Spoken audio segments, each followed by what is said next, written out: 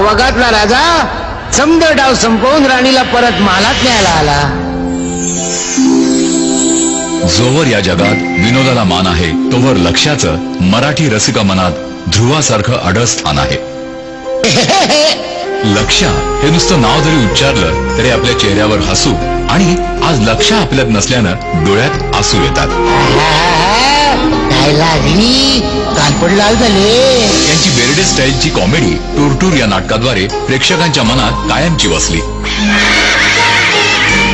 लेक चालली सासरला या त्यांच्या पहिल्या चित्रपटापासून सुरू झालेली ही बेर्डे स्टाईल दे दणादण धूमधडाका अशा सिनेमाद्वारे चित्रपटगृहाबाहेर हाऊसफुल सुपरहिट हे फलक कायम झळकवत राहिली.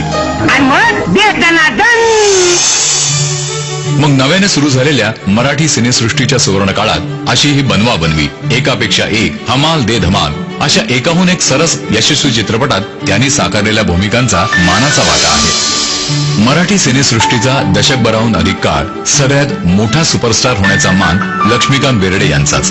मी आता मेट्रन बाई साहेबांच्या केबिन मध्ये गेलो होतो, त्या तुमच्या फोटोच्या समोर बसल्या होत्या. बाप रे, तुमच्या फोटोतला असा एकही भाग तिनं शिल्लक ठेवला नाही, इतकेच केला नाही.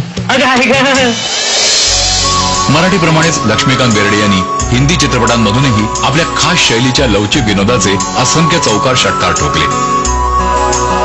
एकेकाळी पडदे ओढणारा हा मुलगा मोठा होऊन रुपेरी पडदा पूर्णतः ताब्यात घेईल अशी तेव्हा कोणालाही कल्पना नव्हती. मायबाप, आजपर्यंत आम्ही खांदा हलवला, तुम्ही हसलात. आम्ही केसावरनं हात फिरवला, तुम्ही हसलात. पण हसवता हसवता आम्ही खंदाट जंगलात कवा पोचलो आम्हाला कळलंच नाही. आपल्या अविस्मरणीय अदाकारीमुळे लक्ष्या नेहमी सगळ्यांच्या लक्षात राहील.